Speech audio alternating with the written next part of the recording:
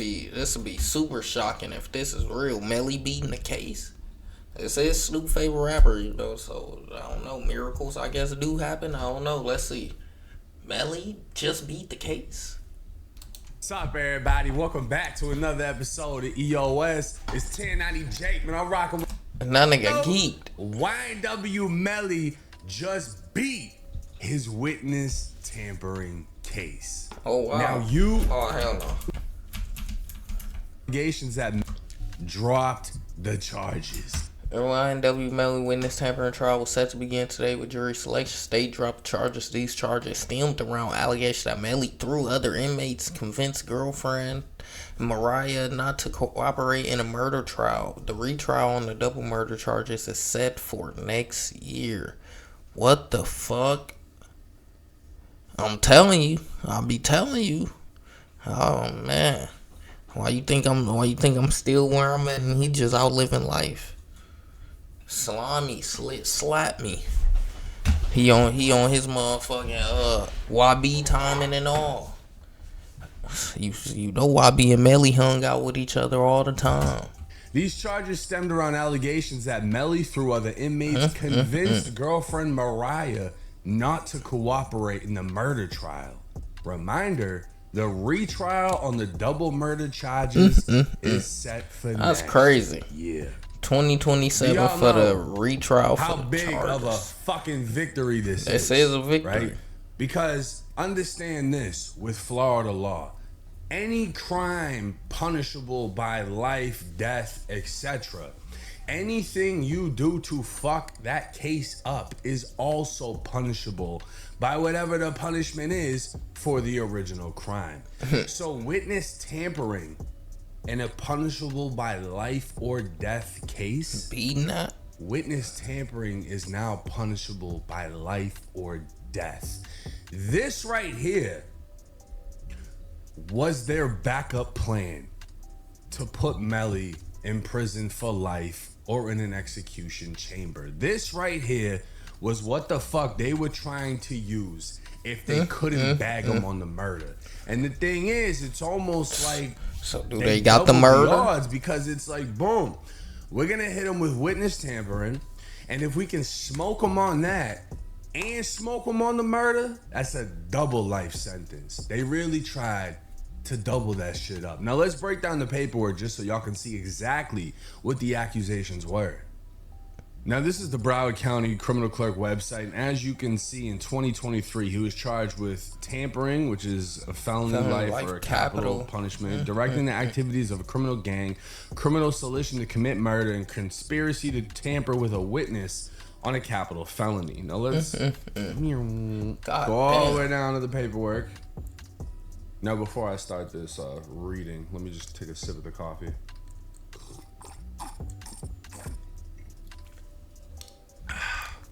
White folks and they black coffee.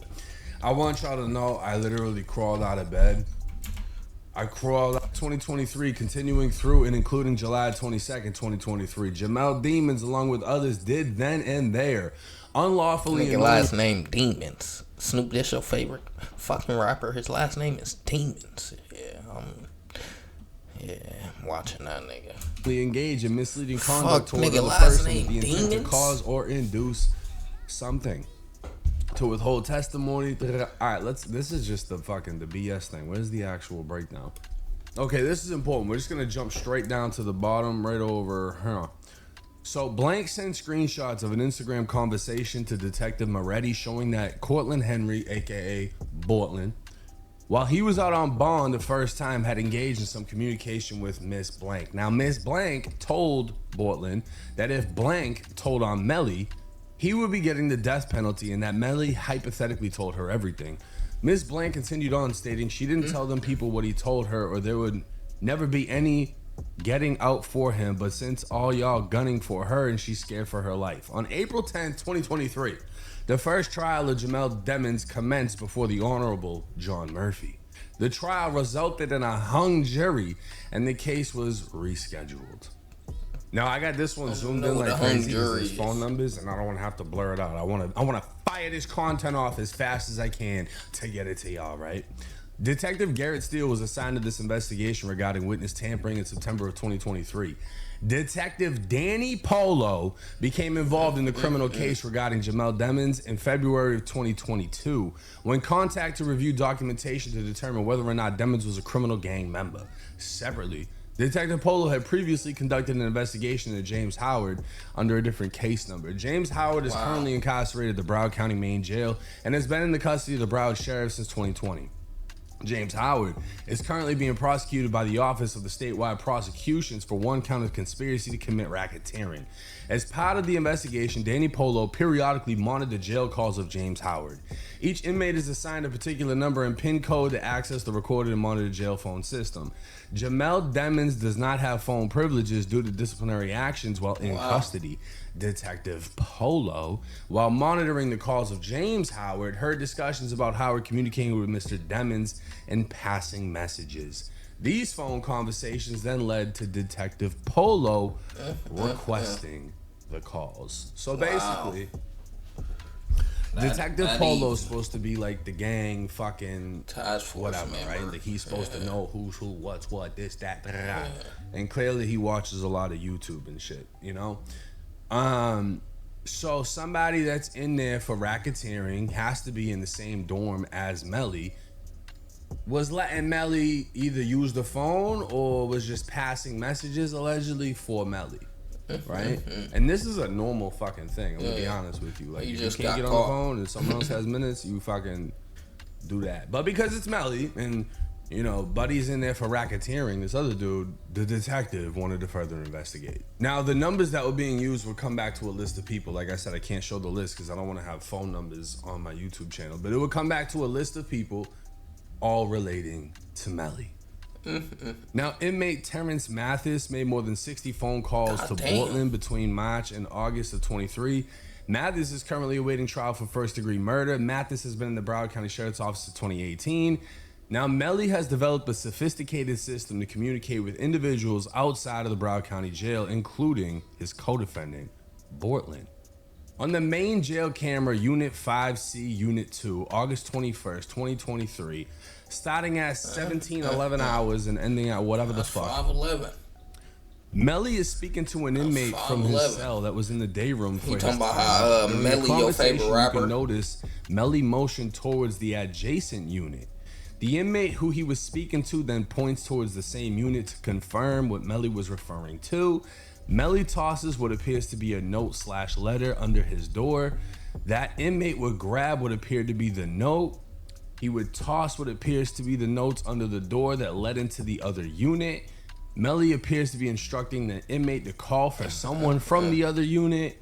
And the same inmate would pick up the note and is seen speaking to Melly about it. Melly instructs him to toss it back in the other unit.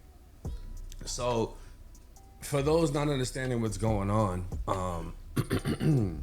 it's common to write kites, right? Like little notes, letters, what's up, your boys are over there, what's good, bro? Yeah, I'm holding it down, yo, send me some books, send me some whatever. This is just like simple communication, you know what I mean? Like back in the day, before there was phones, what did everyone do? Wrote letters.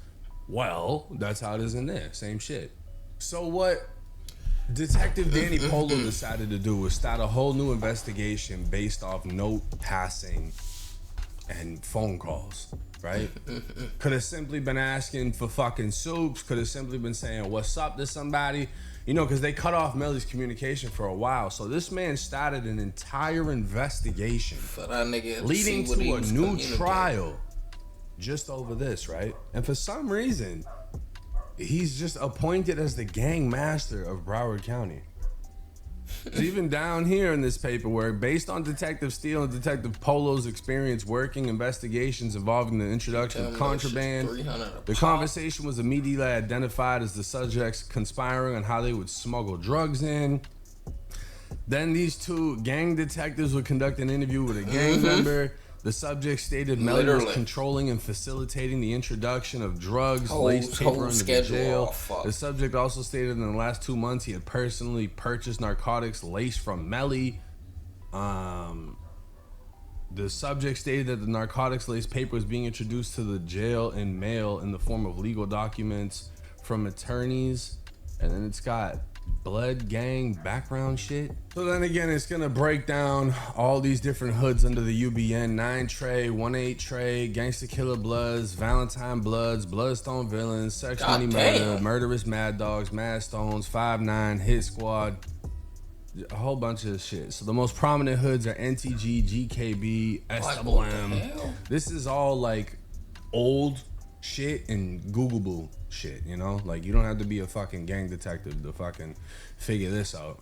And again, this is gonna be breaking down the hierarchy of the UBN, the Godfather, the whole lineup of the gang, the high, the low, the fifth, the third, the second, the first, the scraps. You know, they're trying to really make this a gang thing. That's what they were trying to do. And again, if you can take a crime and add on a gang to it, right? An extension to that crime is he's a fucking gang member, the punishment is even worse. And that's what they were trying to do in the murder, right? It wasn't just a murder, it was a murder on behalf of a gang is what they were alleging. And because of that, they sought the death penalty. And you know who's pissed off right now? Detective Danny Polo. This guy, this white looking guy, even though apparently he's Cuban, this guy right here is pissed. This guy looks like one of the fucking Foo Fighters. This is the detective who started these investigations. This is the detective who brought in all these gang allegations. This is the man who essentially started this whole witness tampering case that cost Broward County how much money? Just to get thrown out the day before jury, or not even the day of jury selection. This is who costed y'all all that money with his gang expertise after the whole gang shit got thrown out of the case. And then the witness tampering case gets thrown out completely. This is who you can thank for spending all that money up. But hey, an extraordinary win for YNW. That's Snoop's favorite rapper. Extraordinary win. Snoop, you might be getting some music from him next year. Who knows?